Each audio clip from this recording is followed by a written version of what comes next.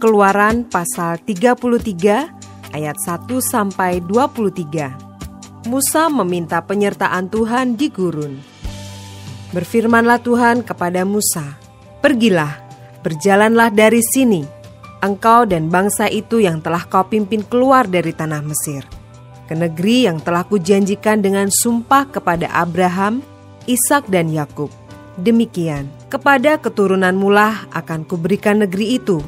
Aku akan mengutus seorang malaikat berjalan di depanmu dan akan menghalau orang Kanaan, orang Amori, orang Het, orang Feris, orang Hewi dan orang Yebus, yakni ke suatu negeri yang berlimpah-limpah susu dan madu.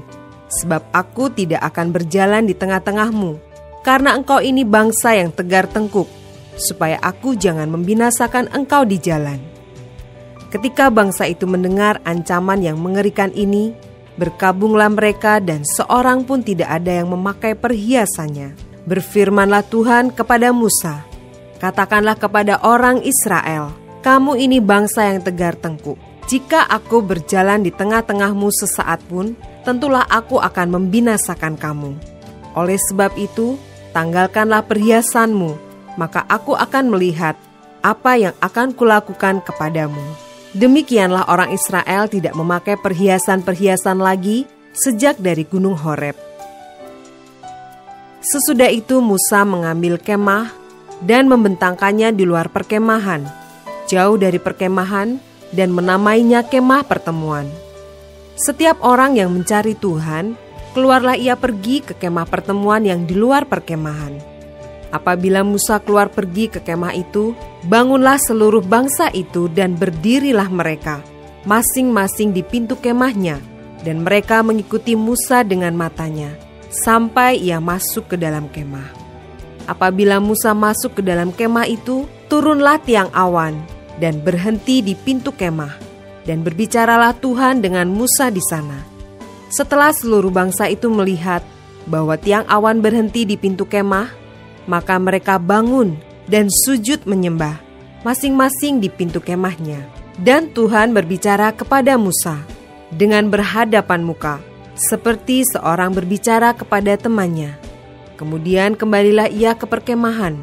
Tetapi abdinya, Yosua bin Nun, seorang yang masih muda, tidaklah meninggalkan kemah itu. Lalu berkatalah Musa kepada Tuhan, "Memang engkau berfirman kepadaku, suruhlah bangsa ini berangkat, tetapi engkau tidak memberitahukan kepadaku siapa yang akan kau utus bersama-sama dengan aku. Namun demikian engkau berfirman, aku mengenal namamu, dan juga engkau mendapat kasih karunia di hadapanku. Maka sekarang, jika aku kiranya mendapat kasih karunia di hadapanmu, beritahukanlah kiranya jalanmu kepadaku, sehingga aku mengenal engkau, supaya aku tetap mendapat kasih karunia di hadapanmu. Ingatlah bahwa bangsa ini umatmu." Lalu ia berfirman, "Aku sendiri hendak membimbing engkau dan memberikan ketentraman kepadamu." Berkatalah Musa kepadanya, "Jika engkau sendiri tidak membimbing kami, janganlah suruh kami berangkat dari sini. Dari manakah gerangan akan diketahui bahwa aku telah mendapat kasih karunia di hadapanmu, yakni aku dengan umatmu ini? Bukankah karena engkau berjalan bersama-sama dengan kami, sehingga kami, aku dengan umatmu ini, dibedakan dari segala bangsa yang ada di muka bumi ini?" Berfirmanlah Tuhan kepada Musa, "Juga hal yang telah kau katakan ini akan kulakukan, karena engkau telah mendapat kasih karunia di hadapanku, dan aku mengenal engkau."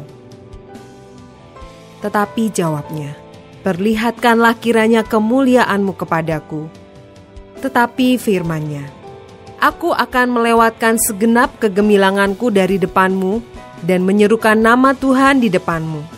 Aku akan memberi kasih karunia kepada siapa yang kuberi kasih karunia, dan mengasihani siapa yang kukasihani."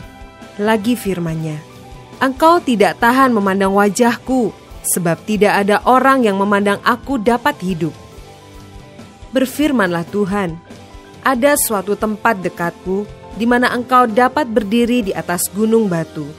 Apabila kemuliaanku lewat, maka aku akan menempatkan engkau dalam lekuk gunung itu, dan aku akan menudungi engkau dengan tanganku sampai aku berjalan lewat. Kemudian aku akan menarik tanganku dan engkau akan melihat belakangku, tetapi wajahku tidak akan kelihatan.